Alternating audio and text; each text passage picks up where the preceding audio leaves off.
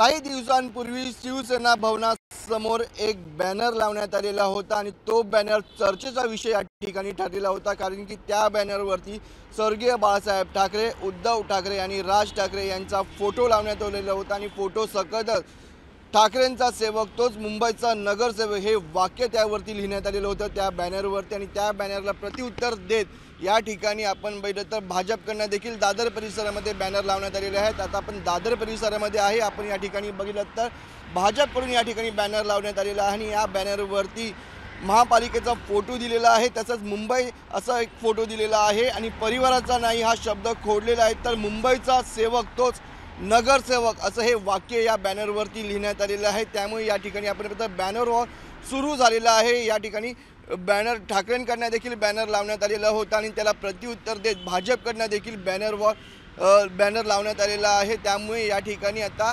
चुरसही वाढलेली आहे। त्यामुळे कोणाचा या ठिकाणी महानगरपालिकेवरती झेंडा फडकतो हे देखील पाहणं तेवढंच महत्त्वाचं ठरणार आहे। व्हिडिओ जर्नलिस्ट राजेश धोत्रेसह मनोज जायकर, जय महाराष्ट्र न्यूज, मुंबई।